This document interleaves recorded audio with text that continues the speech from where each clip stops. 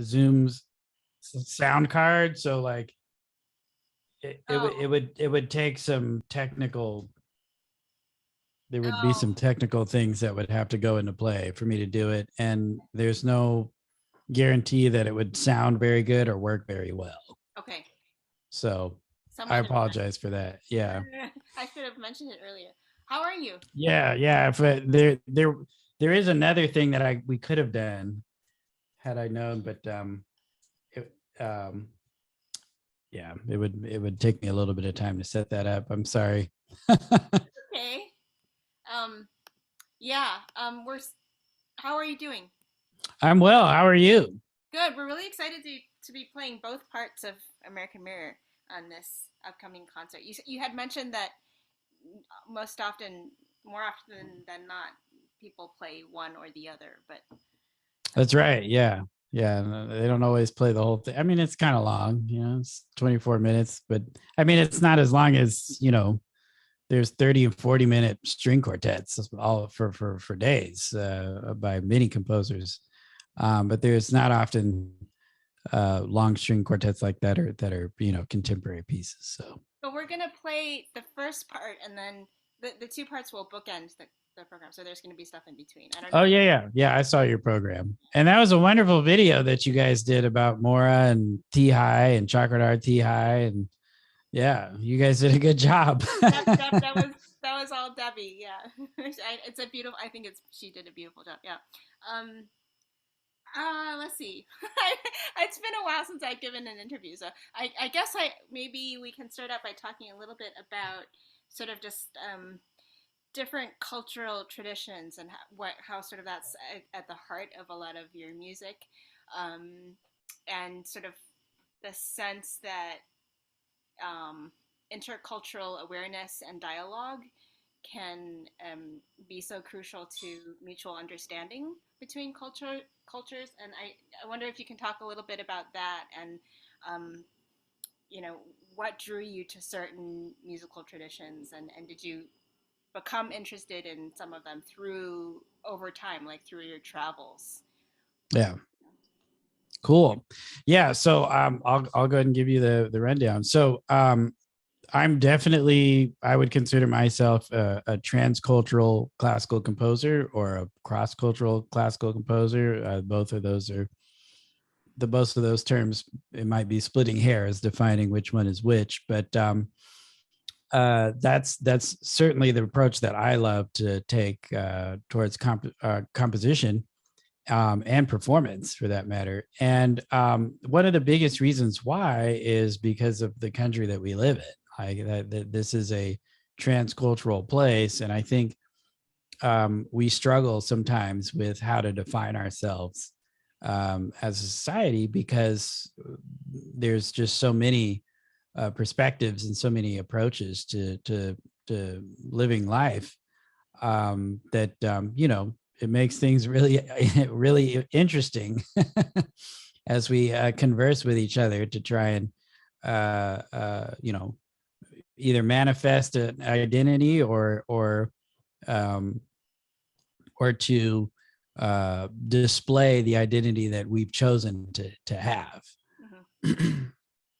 So my joy for cross-cultural music really starts when I was a kid with film music, because film music, the film composers would do whatever they could to fit the script. And so if there were scripts that had music from had other cultural contexts, they would try and infuse whatever music they thought would go with that in together with Western music, and then put it into the film. Now, granted, they didn't always do that in the most helpful ways for a lot of people. And there are certainly some questionable choices as far as stereotypes and things when music is used in that fashion. But what I found was I would get frustrated because I would hear these cues in these films, and I was like, wow, that could be a really cool piece, not only if they like leaned into it, but if they actually like got more into the details of the culture that they were trying to inject into the context of whatever scene or whatever film that they were doing. And but then, you know, I can never find a piece like that. I could never find a piece like that. And so it just came to, I guess, you know, I'm just kind of one of those people where if you really want to experience something and you can't find it somewhere, then you're just going to make it yourself, because you still want to hear it. I still want to hear that sound of these cultures being interwoven together. So why can't I hear it? So then I just go out and make the stuff and hope that maybe me sharing that with others might like pique interest in other people to engage and be a part of other communities outside of their own, because they realize that they like that stuff too. Right. It's kind of like food, right? Like people, you know, not everybody is from the culture of the food that they're eating all the time. You know, people like to try different foods and different things, and like food is a huge way to bring people together. I noticed that you have written some music that includes Balkan musical traditions and Persian and I don't know, West Ghanaian, African, yeah. and I wonder if you like, let's just take Balkan for example. I'm personally would be curious to sort of, that's why I was wondering if you could demonstrate on the keyboard, like what, you know, is there such a thing as a Balkan scale, for example, and what is that? I think I've heard that being used, but I don't know if is there a Bulgarian scale? Is there a Serbian scale? You know, Oh, okay. Yeah. Okay, got it. So there is a lot of shared music scales, like time divisions, like time signatures. There's a lot of shared musical approaches that have that kind of vocabulary in Eastern Europe. So it's not just the Balkans. It's also Macedonian, Serbian. There's a lot of Roma, Gypsy music that has this flamenco. There's a lot of traditions that kind of have this and klezmer music as well, have this influence of these musical traditions that have the kind of context that the music of the Balkans has. And a lot of times and in my piece, you can hear it really has a lot to do with the ornamentation and the way that the melodic lines move. So like we can say like there are these scales, but they're also very modal. And sometimes when you're listening to them, like as the tonality kind of shifts, like moments of it will sound really like jazzy and bluesy, and you're like, wow, wait, I recognize that language, and then it'll switch into something else. But this is like when you think about the Roma people, like they travel a lot. There's a lot of sharing of ideas and sharing of music and this kind of thing as people travel along. And so there's the music is constantly being influenced by other vocabularies, and it's just constantly unfolding. And so like a particular scale, like I'm not sure, there's so many, like it's vast, just like Western classical music. But I would say, like, for ornamentation, like there's like this kind of subtle form of vibrato that I like to use, and I call it like a blink in my music, where it's like da, like this kind of thing, where you have vibrato, but you also have like this, in a musical term would be a mordant, right? This kind of very subtle, very, very subtle mordant like articulation. Is that, would you say that's originally sort of a vocal tremor more than an instrumental technique? Oh yeah, absolutely. Like I mean, I would be shocked if a musicologist came and sat down and said that not every instrument could be traced back to the voice. Like I'm pretty sure I don't know everything, but and I can't claim that. But people trying to mimic the voice, like that's and with other instruments, is something that just goes back so far. And but the joy of it is that when you play it on an instrument, it's a completely different timbre. And then like you can do things on an instrument that you wouldn't be able to do on with a voice, like having 3 notes happen at the same time, 4 notes, 5 notes, these kinds of things. What is the sort of I don't know, like the essence of this blink as you describe it? Is it what is the effect that it has on a listener? And if you hear a whole sort of large section full of these little grace notes, like why are we drawn to it, or what is it sort of? Yeah, for sure. So what I would say is that let's see how I best describe this. Well, the blink is actually used in a lot of different cultures, have this kind of ornamentation in it. There's like Asian, you can find, what's that? Asian, I noticed that like Mongolian music has, I mean, it's not quite, there's a lot of it. Yeah, you can find it in Indian classical music, Iranian music, Korean music. There's a lot of this kind of ornament. And I think I can tell you what one of my teachers told me. I studied, I continue to study Persian classical music.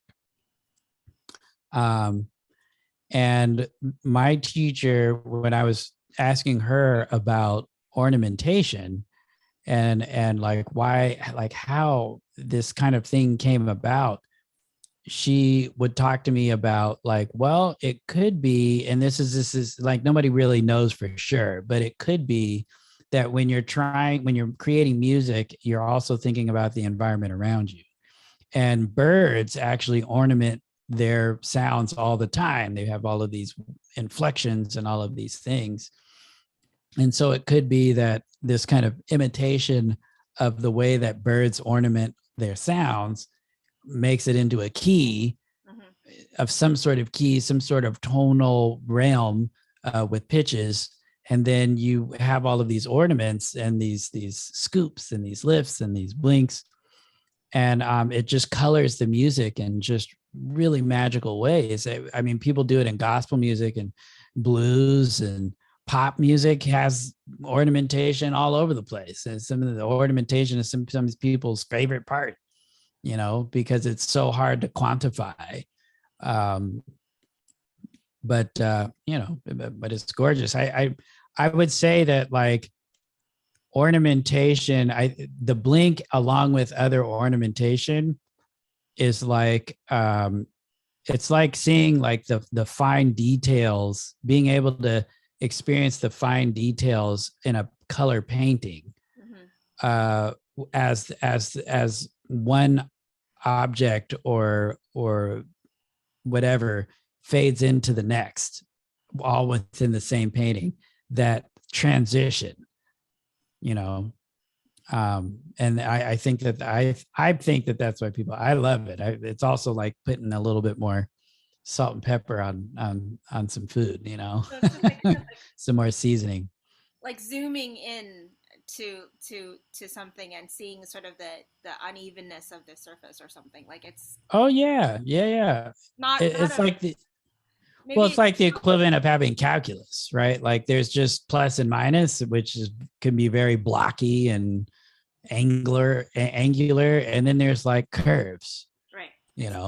And a lot of ornamentation is about those curves and that indeterminacy, where things aren't quite this, but they aren't quite that. And to be honest, that really reflects every individual on this planet. Like nobody's monolithic. Everybody believes different things, and people can within themselves embody contradictions Right. in their own beliefs and be fully aware of the contradictions and yet embody them. And so everyone is very not one thing or the other, not angular. Very there's very much curves in people's beliefs, indeterminacy in people's beliefs. And so to me, it seems like a natural fit that people would respond to music that has indeterminacy because it reminds them of themselves. Mm-hmm, mm-hmm, mm-hmm. So You know, okay, then this helps me as just as a performer because when I sometimes when I practice something like this, I might want to make the grace note super clear. But I think what you're saying is that it's part of a texture or a color, more yeah, than it is just a thing in and of itself. You know. absolutely. Okay. Yeah. Yeah. Yeah. And so you don't have to like force it Right. as much as you might think, right? But it's also the American Mirror is also about like feeling. And so if you feel like you want to force it in one part, like there's a point where like you guys are looking at the notes and you've been playing this piece now for like a year or something like that. There's a point where the music just kind of gets to lift off the page and you get to just, close your eyes and just like let it roll. Mm-hmm. There's that huge cello solo in there. And I've seen people play that cello solo and they just close their eyes and they just go. Or the viola solo. I've seen the violas just and then just go. And there's this freedom there. And it can be personal. Mm-hmm, mm-hmm. You can sing it, you know, from a very personal perspective on your instrument. Mm-hmm. Um, Since we're kind of talking about this piece in particular, I would love to ask if I feel that this part of the reason why that recording is so beautiful is also there's a little bit of reverb in in the sound, and sometimes when I put it on speakers, um, it just kind of it's the soundscape is so resonant and so beautiful, and I yeah. wonder as a performer if you've ever or if anyone has ever performed it with mics or some kind of mixing going on. I know maybe like Yeah. that's a big no in a lot of settings, but I've been curious to actually try that. I don't know what you think. Yeah. So no one has tried that yet in terms of like amplifying for a show, but people have done it with mics because they were recording it, right? In front of people. Right, right, but not like Yeah, with but a not technician. yeah, not with to purposely do it. However, my view on microphones is I'm kind of still curious as to what Western classical music is waiting for with using microphones, because the classical music of India, the classical music of Iran, the classical music for so many different cultures, everybody's completely comfortable with mics Right. and have been comfortable with mics since they came onto the scene to amplify concerts. Mm-hmm. And as far as the no goes, I don't really know who's in charge of that. I think it's more of a logistical thing, like when ensembles get larger and then you add sound on top of it, then there's like a little bit of extra money and a little bit of extra time that needs to be part of the calculus there. But there's this, that recording sounding the way that it sounds is something that I like really wanted it to be like. I wanted to bring people in close, Mm-hmm. because when you're in close, it sounds really personal. Right. You can hear all the artifacts, like the sound of the bow on the string, more than just the resonance of the note, but the actual like static sound that comes with it. There's just a level of detail that you can get with microphones that I would love to hear it. Why not?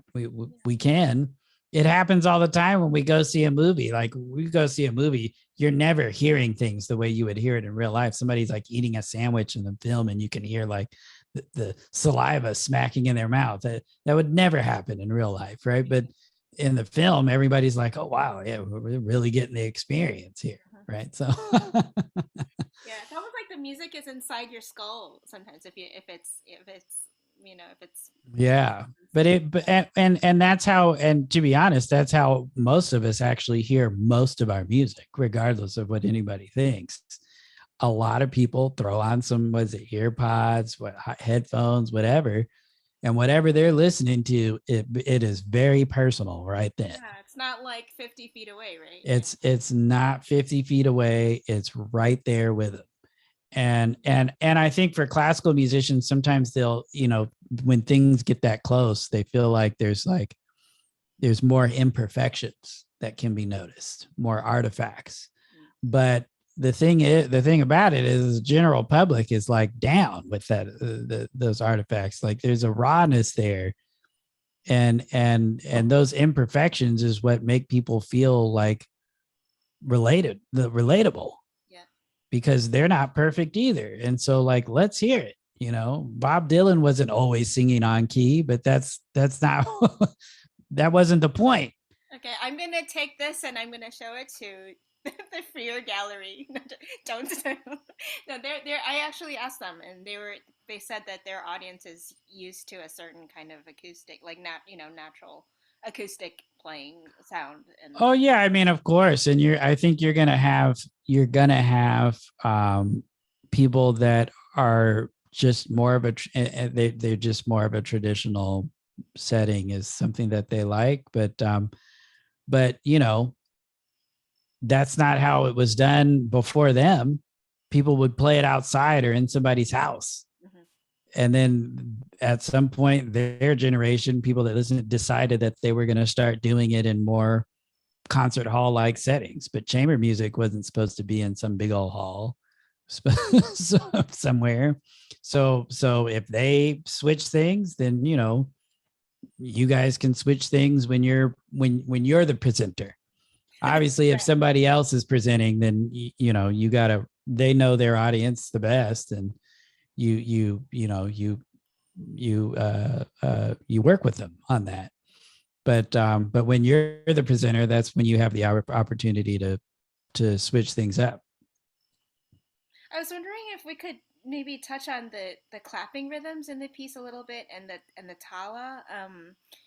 One question I had is, like, for example, I have a couple of clapping rhythms. I think one of them is like, I think of it as sort of 4 plus 3 plus 2 plus 3. So it's like, I'm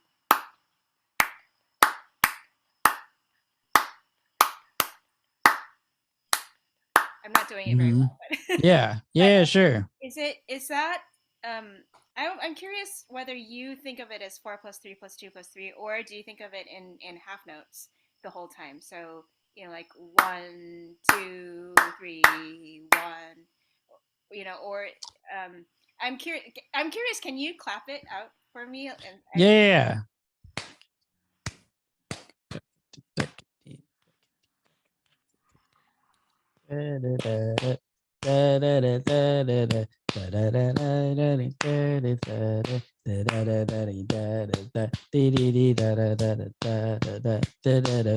Yeah, that's the part you were talking about, right? So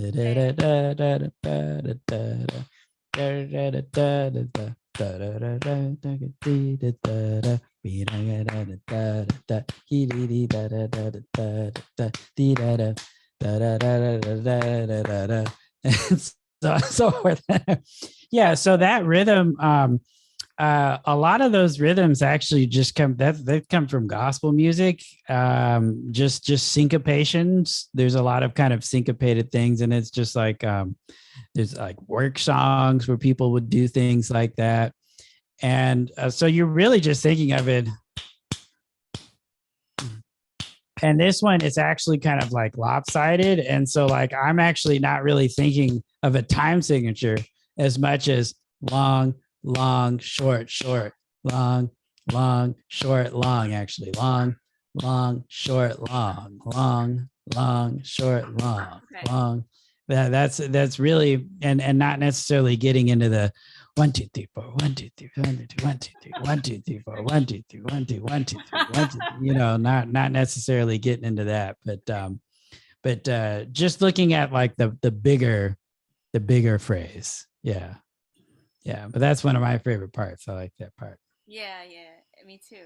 What about, can you, I think I read somewhere that you had studied tala, like, and it seems like, it's simple enough that the audience can do it Yeah, along yeah. with us. But when you studied it, can you talk about some of the, like, um, I don't know, like maybe the symbolism of it, or the sort of the, Yeah. what, yeah, what you, Yeah. So tal is really not necessarily as much about like just the clapping and this kind of thing, because that's just part of like the mechanism of tal. But the joy of tal is when the all of the rhythms that happen over it synchronize with tal in different ways. So like when you have like a chakradar tihai, a damdar chakradar tihai, like what's in the piece, and it repeats 3 times and you don't know if it's going to make it to some, but then it does, and you're just like, oh my gosh, like this is amazing. And then for you guys, it's written out, but in a traditional setting, like they would just play that from either from memory and no one's aware of it, that it's going to happen, or they like improvise it, which becomes really impressive, because then you really know that the musician has a relationship to that tal that is so good that they know exactly where they are at all times, no matter how big the cycle gets. So the cycle in American Mirror is an adi tal, so that's just 8 beats, right? But there are 9 beats, 10 beats, 11 beats, 15, 17. Like they're like the beats can get going pretty long, and then people may play a chakradar ti or a ti within that, and be able to like synchronize to different moments within the tal, and then synchronize on the final beat. Um, and it's really like musical gymnastics, tied in with like language, because it's very much like about language when these things happen. And this isn't something that just happens in Indian classical music either, because West African music has this a lot too. Like when you hear a lot of the rhythms that are being played over these different cycles, the rhythms just seem so like complex on how they're like fitting over things, but a lot of it straight comes out of like voice, and like how rhythmic and how wild the rhythms are that come out when we speak, right? The rhythms are that come out when we speak, right? Like that's kind of a crazy rhythm right there, and all I was doing was talking about how the rhythms are when we speak, right? Like that's like, whoa, if you saw that written out, you'd be like, wait, good tuplets, you know um um but it's I to me it's gorgeous, because it also reminds me of the music of like Palestrina and William Byrd, where these things are very linear, and you can't really, the bar lines don't really make any sense until there's a cadence, because things are just kind of flowing in a linear fashion. And to me, that's very similar to uh, that's very similar to Palestrina and William Byrd's, and a lot of those composers from that era have some similarities with Indian classical and wow, yeah, that is. West African music, in the way that the music flows through time. Yeah. So the um so the Tihai is the are the cycles, right? And the tal, right? No, you don't pronounce the last A, so Tal. Yeah. tal. Yeah. That is consistently. So that's a cycle. Yeah. Like Tal is like, it represents like a cycle that's going around and around. And then a Tihai Is the is like a Tihai the beat? phrase. Oh, Yeah. It's a phrase within that cycle that happens oh, okay, 3 times. okay. and ends on some, which would be like the final beat, which is the final beat and also the first beat.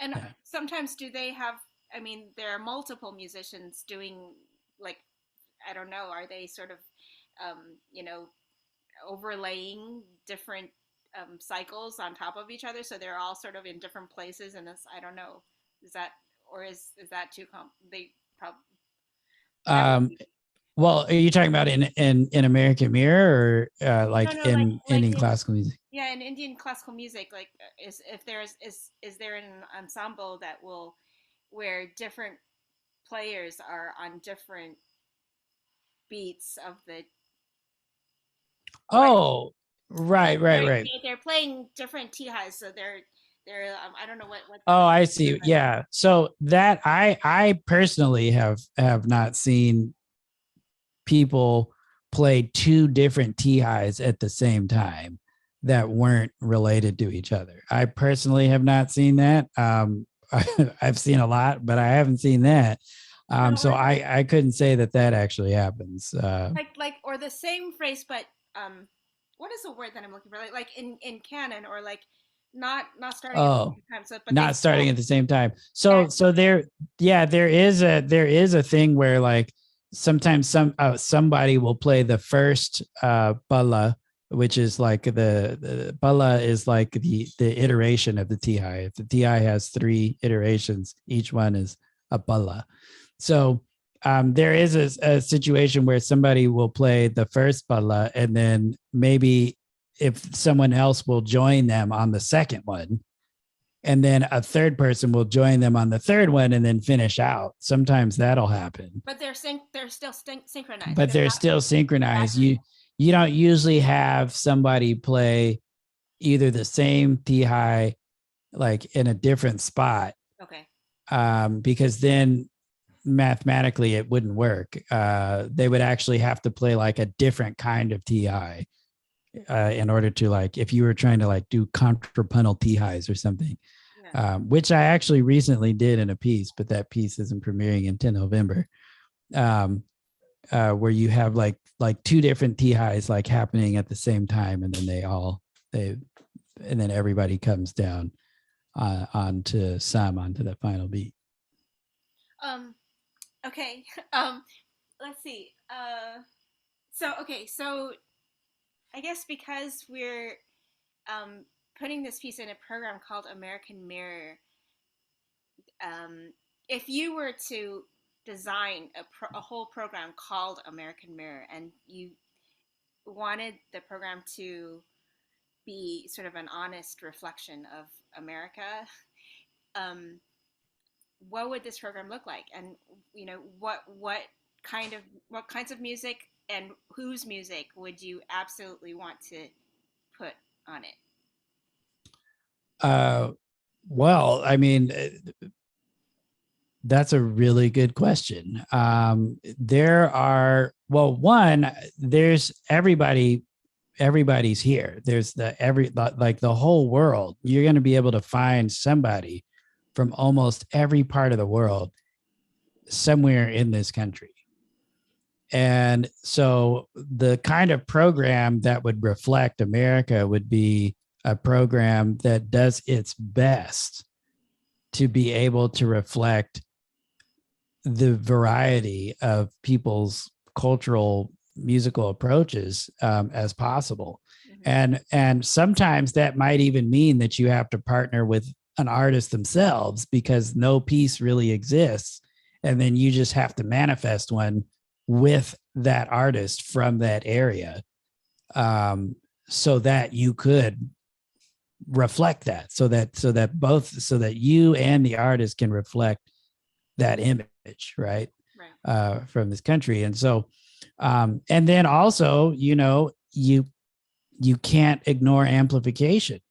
To ignore amplification in a classical program that's supposed to say American Mirror means that you're just saying, oh, well, it's just American Mirror of only the American styles that incorporate acoustic music, Exactly. right? Which which in some ways could be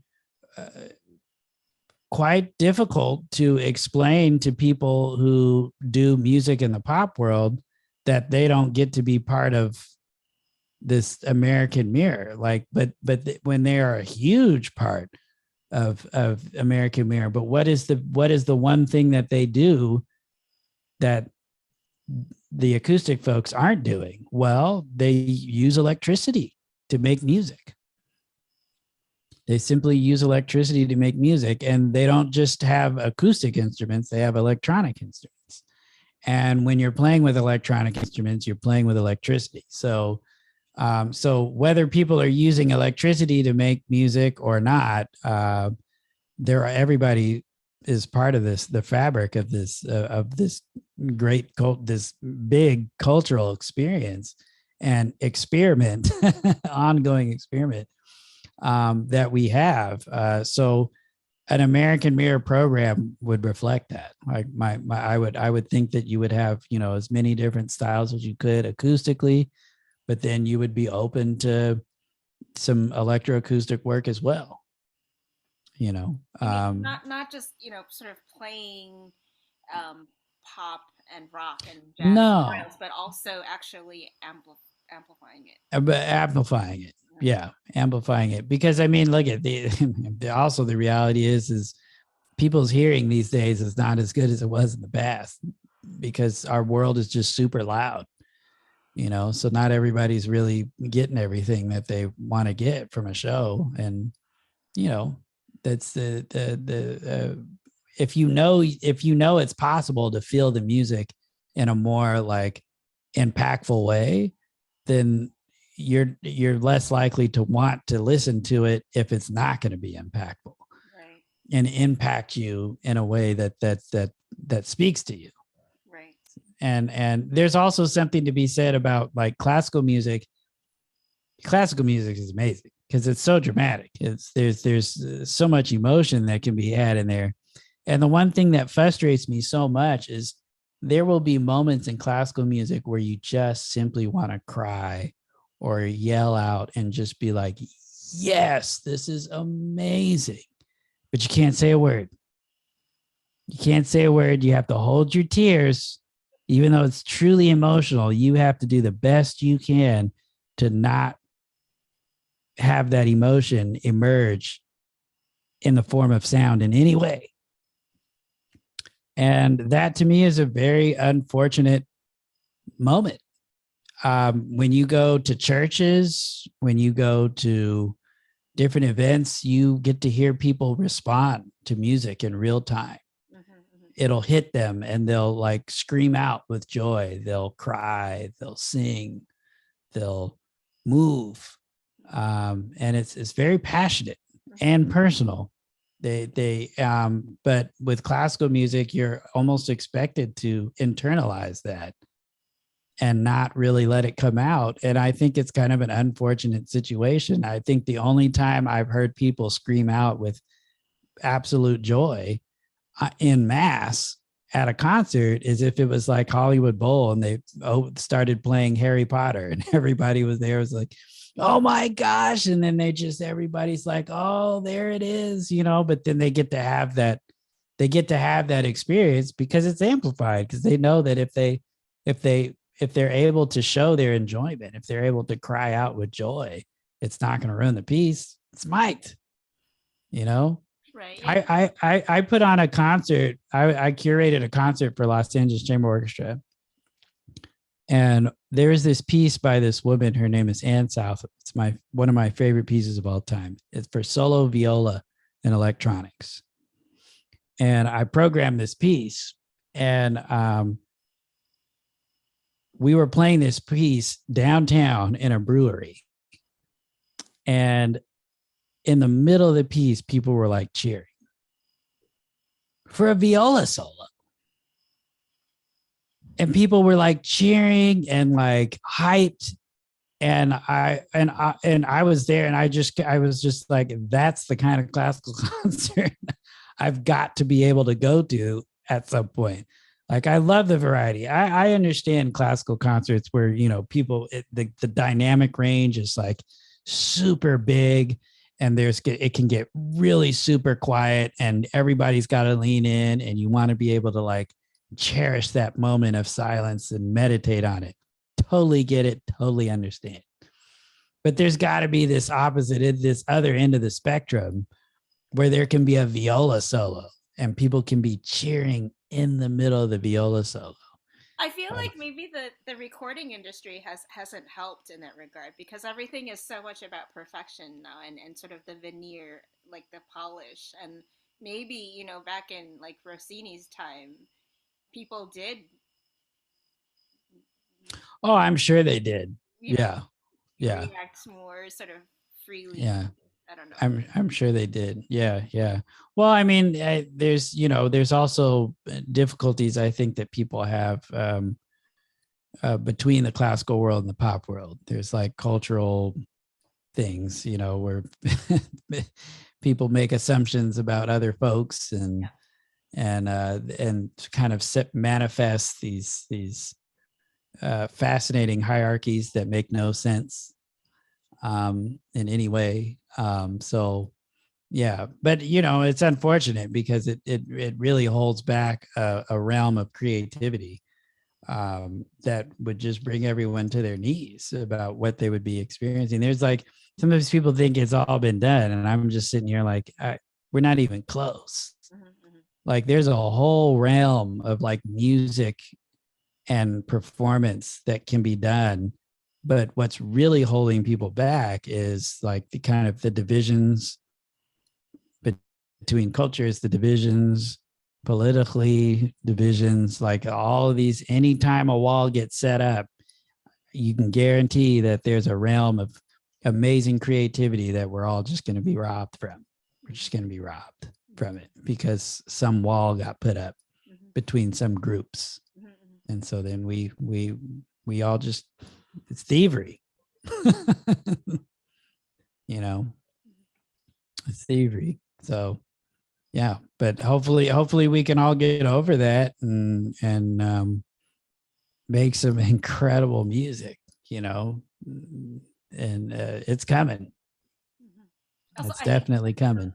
a lot of people sort of like look around and they're like, oh wait, but they're not, no one else is doing this, or yeah, like assumptions about our group isn't doing. Those are the assumptions. Yeah, exactly. There it goes with the assumptions. And then there's some institutional things too that need to be massaged as well to even set the stage for these kinds of things to happen. Yeah. Yeah. So we're at what? It's 2 till to 8 for you. You yeah. probably need to go, right? I mean, I could keep going for a little bit. Are we still recording? Do we still need to record, or did you just want to have a conversation? Whichever one we're still recording. I okay. guess I had one more question, and then I wanted to just go. Well, I wanted to ask you sort of, I guess, if you feel your music has sort of a distinctly American feel or aesthetic to it, and what does that mean? Like, is it? I know it's sort of a blend of all these rich influences, and is there? I don't know. Like, how do you even define what an American sound is, or what an American aesthetic is, and is it sort of greater than the sum of its parts? Yeah. Yeah. I mean, I'll just sit here and tell you, yeah, that's what I did is American music, quintessential American music is what I did. And no one's going to tell me no. I mean, it's my piece. And if somebody says, well, what does an American look like? I don't really think anybody should be able to answer that question. That's an unanswerable question. What does American music sound like? That also is an unanswerable question. And for someone to answer that raises some questions. Right. Yeah. Right. yeah, immediately following whatever that answer is. And so I can say that my music is part of American music. I have an American sound because this is where I live. And all of my friends and my family and my community are part of my sound. I would never try to escape that or hide that in some way. And I think it should be celebrated. And you know, this place never was whatever way that people think that, oh, it was just this. No, it was never just anything. There was always many things. Um, and so that's what that's so that American sound. There was we did a concert here with this piece long time ago. I think it was 2017 or 18 or something like that. And we were playing, and someone came up to me, and this woman, she said, "Man, you know, your piece doesn't sound like it's from anywhere,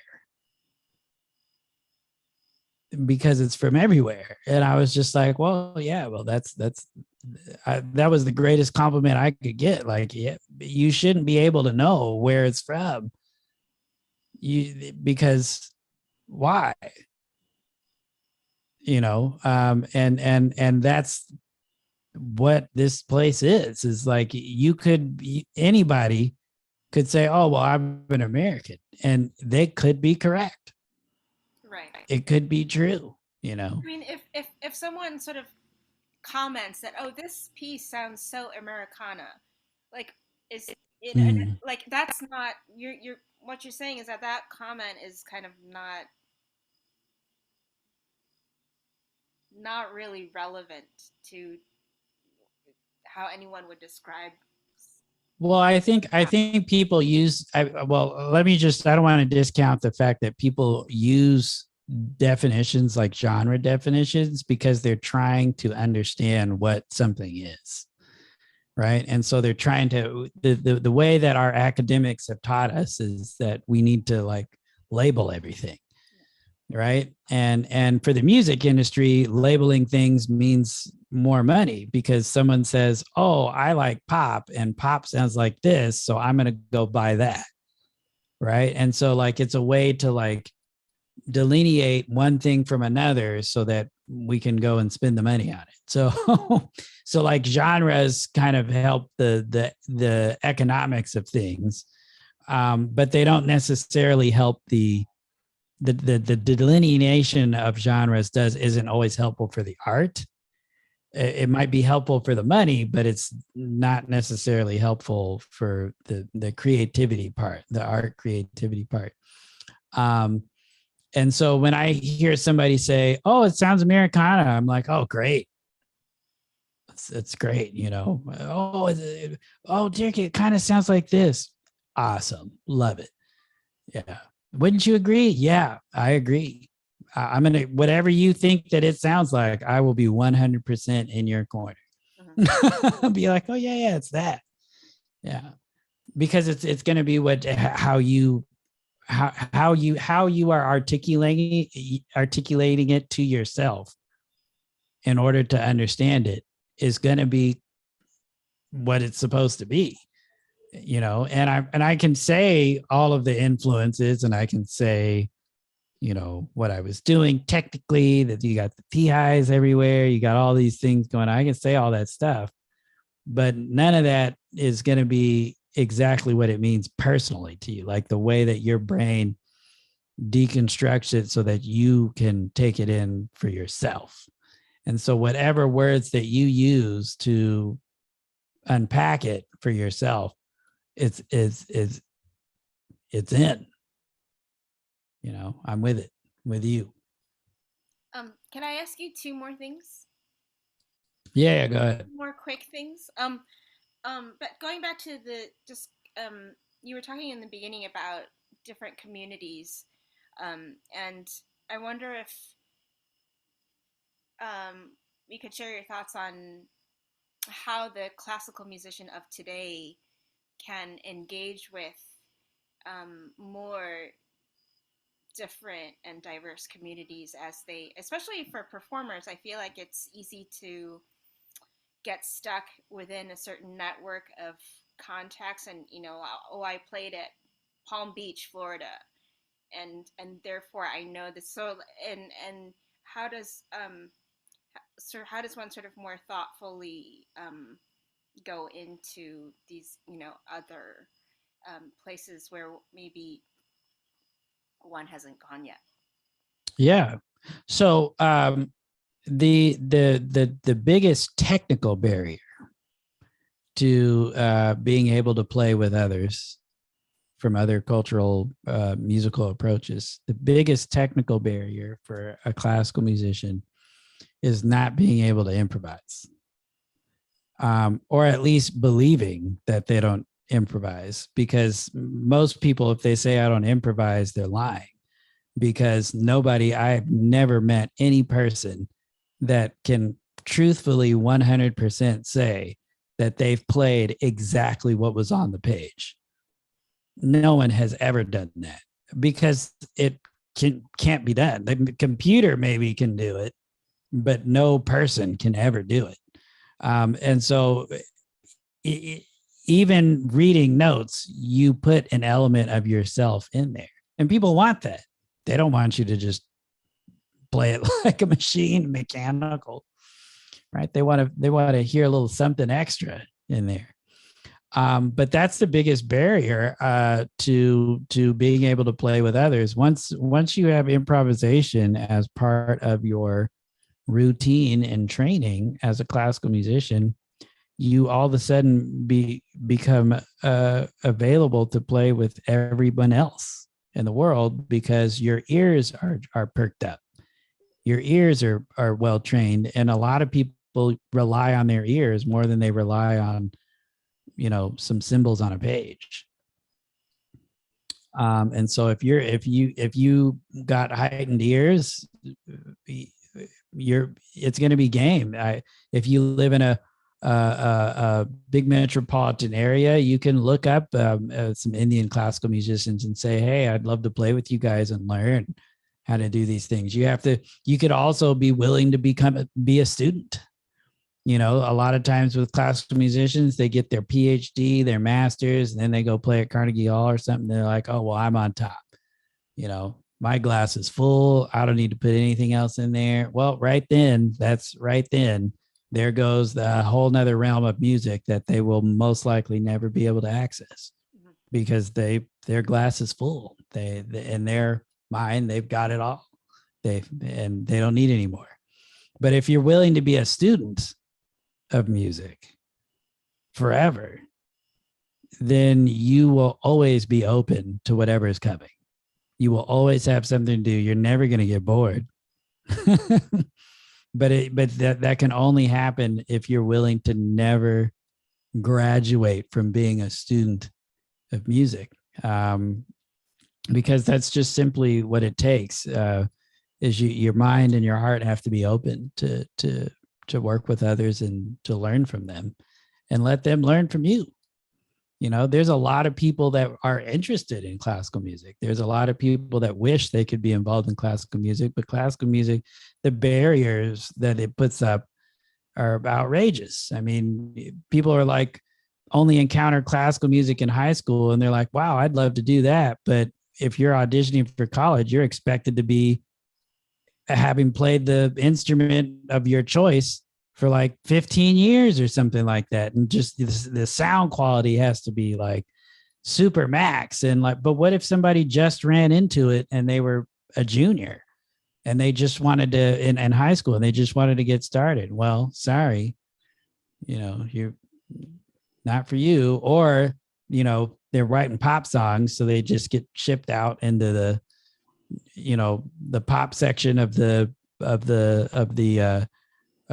university, which is great. But what if they really want to learn the details of classical music and notation?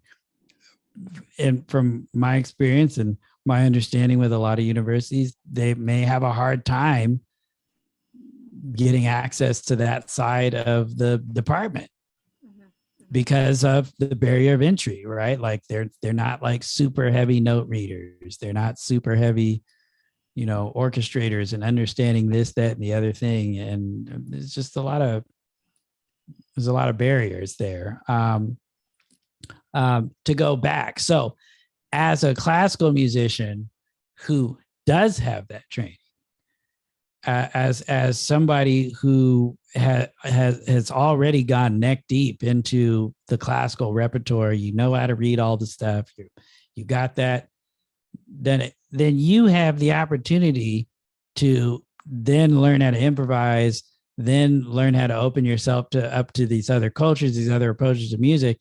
You have the opportunity to become like a super musician. I don't even know how to describe it, but a musician that is literally unbound other than from the physicality of the instrument.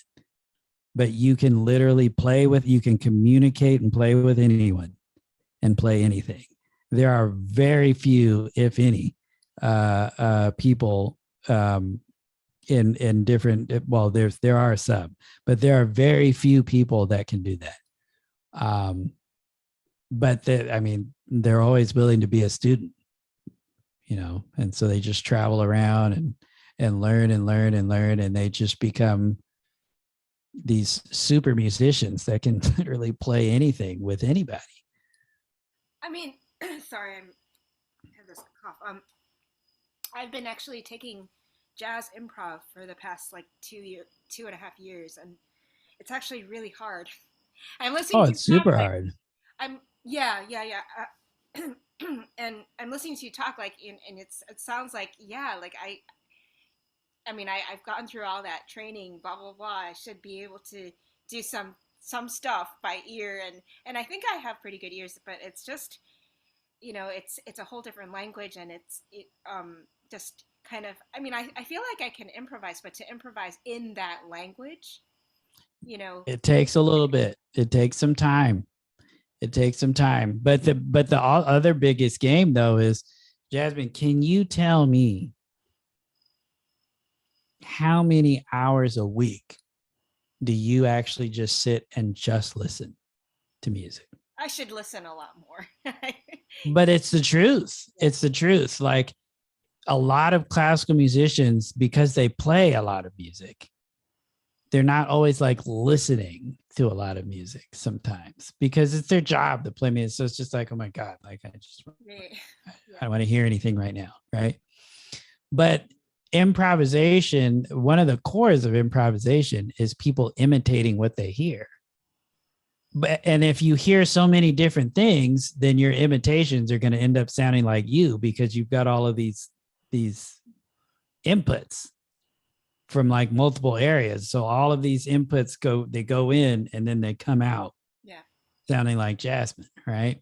But like you hear something and you're like, man, that thing sounds dope. Like I heard this, yodeling going on. Whoa, I wonder how I can figure that out on my instrument. Well, oh, there it is. I think that's kind of it.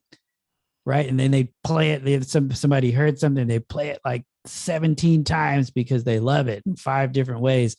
And then that lick becomes part of their lexicon because they listened to it so many times, they tried to play it so many times, and now it's in the bank. And then they go do another one, and then another one, and then and part of the lexicon, another one. And then when the improvisation happens, it's a regurgitation of all of those inputs. And they're like combined and chopped in half, and because it's part of you. But a lot of it is you listen, and if you hear something you like, you go and you try and figure that out on your instrument. Like, how can I try that?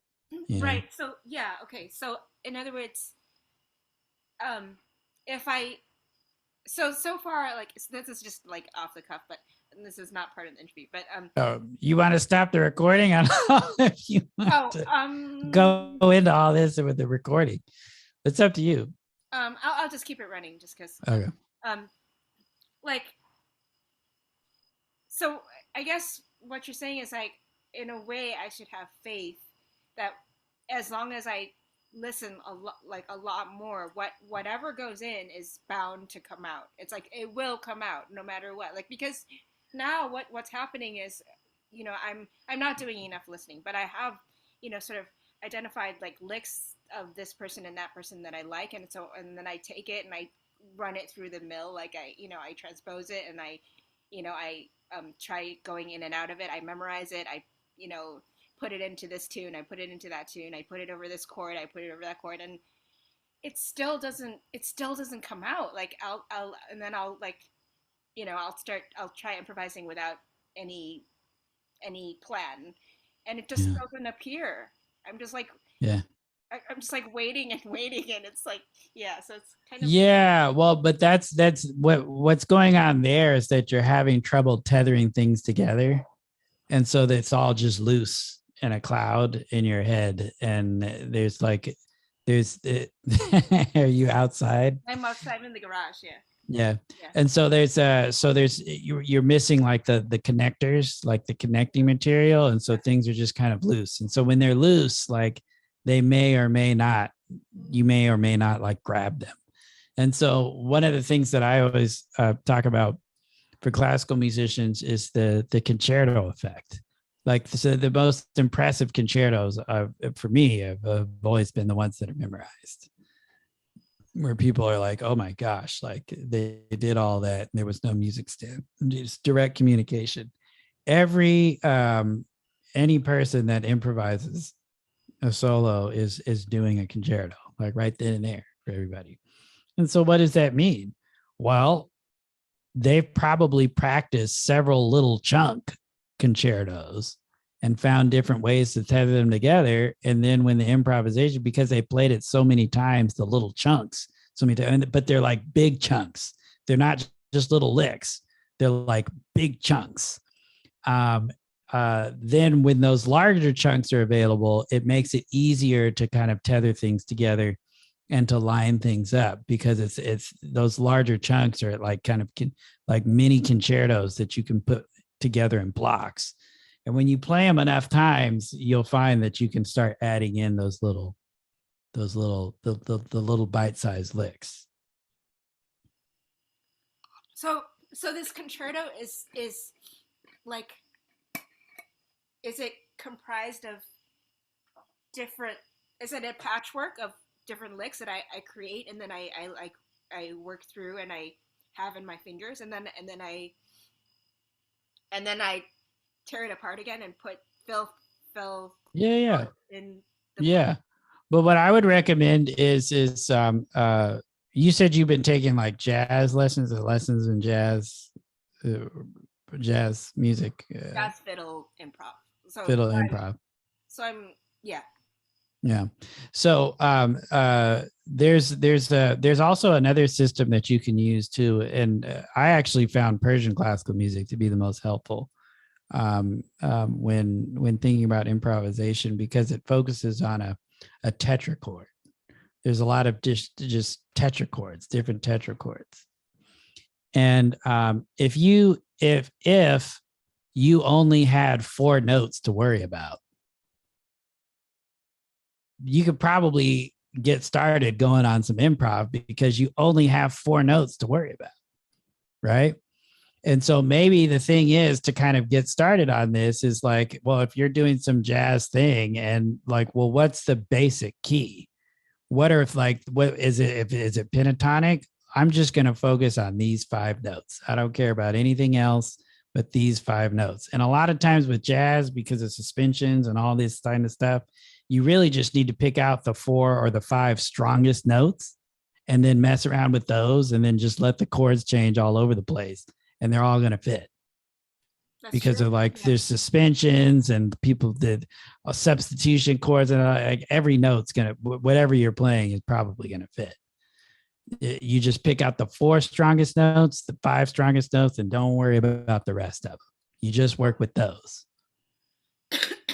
So kind of like, if I'm improvising over a blues, I like playing the pentatonic scale, right?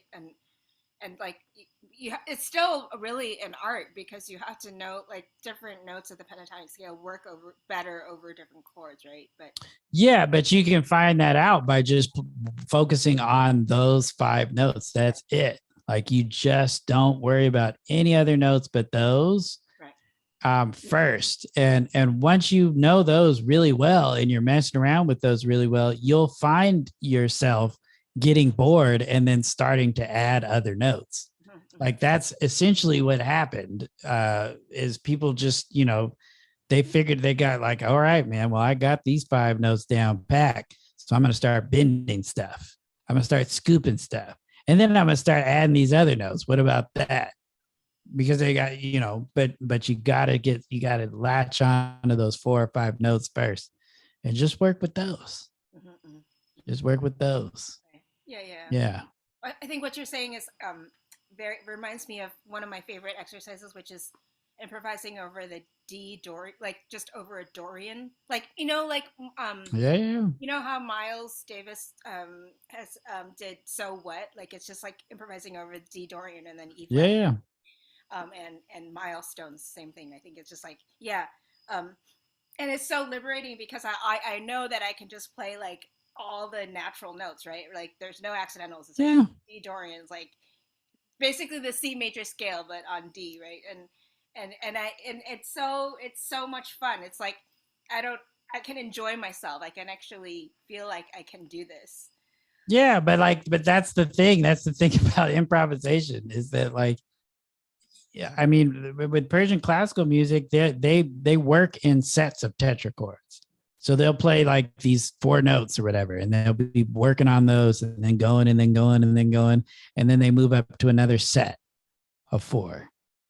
And they move up to another set of 4. But they're always just thinking about, oh, well, it's just these 4, these 5. And then it's just these 4 of these 5. And then just these 4 of these 5. Of course, if you add that up together, there's like 20 notes, right? Like then all of a sudden there's all this stuff.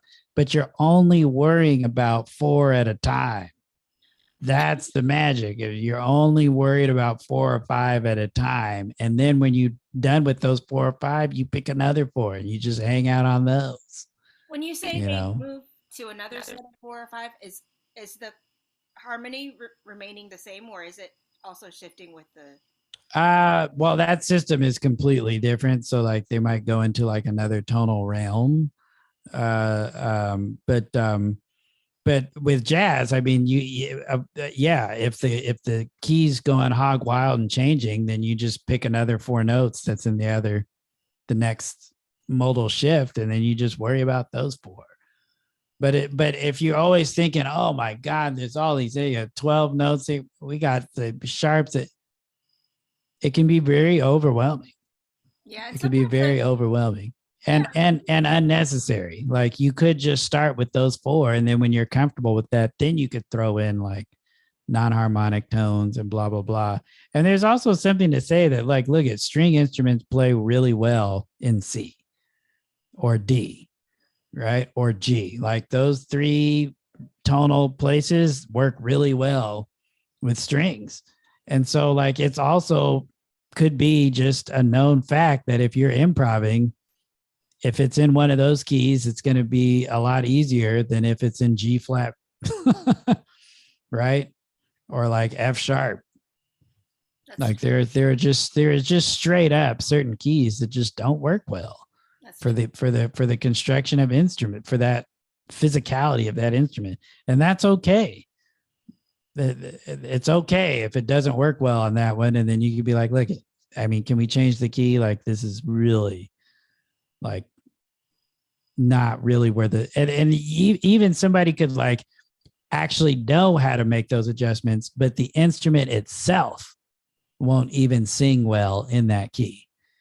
Like if you're never using open strings, then we're never actually hearing the full, there's like a bug right there on your shoulder, on the left shoulder. Yeah. I would just like, it's really? On your back. Yeah. And hopefully he flew away. Yeah. But anyway, it's the nature of outside. Yeah. I can't remember what I was saying.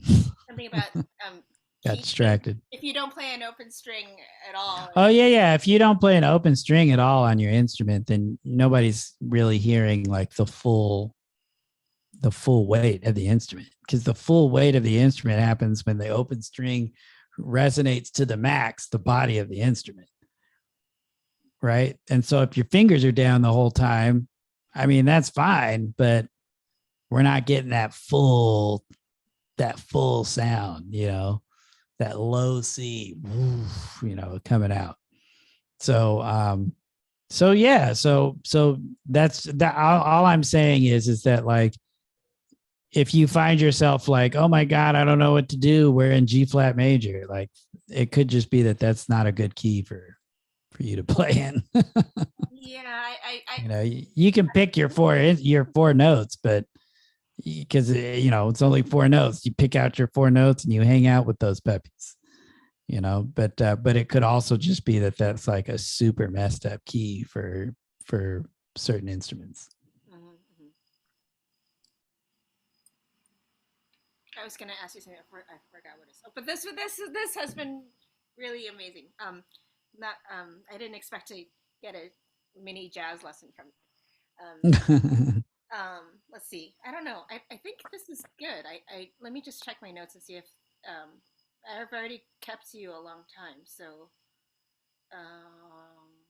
oh well, oh I don't know. I saw this interview of yours where you were talking about your interest in astrophysics, and you're saying how there's this thing in the universe that where it's like resonating at 57 B octaves below at B flat. Oh yeah, there's like a black hole in the Perseus cluster, and they were measuring it, and they were able to quantize it to a B flat, like 57 octaves lower than anybody could really hear. And then because I feel like, because I take yoga sometimes, and the om sound, I thought it was B flat actually, but now I looked it up, and it some websites say it's like F sharp, but then some people say it's 432 hertz, which is actually an A, right? Isn't 432? I mean, it really could be anything. I think that the universe is microtonal. It's not like tonal in some way of the word. Like, we're thinking about A as 432, 440, maybe 441, maybe 445, but those are just numbers. What about like 430.85629110 off into whatever? People speak in microtones, people sing in microtones, like everything that flows through oxygen that we can actually hear is microtonal. And so and then if it's supposed to be resonating with your body, well, everybody's got different physicality to their body. Everybody's got a different kind of biosphere. There are some similarities between people, but there are also like differences. And so there are certain things that are going to resonate more with people differently. If you're a singer, people's ranges are different, right? And then even within people who have similar ranges, there are certain notes within those range that sound better on their voice than others. Like, even though you could have a room full of sopranos, each soprano is going to kind of tell you where their voice shines the most. So it's not like there's a pitch that's like the most healing or therapeutic to listen to. Like, there is, but it's the one for you. Right. But how can we know what that is? Well, I mean, it's kind of a trial and error right now. Like, maybe someday AI can take a scan of your body and your biosphere and then suggest some sort of tonal, some tones that would resonate most with your biochemistry, the way that you are, that would be super cool. And I would say, why not? Right.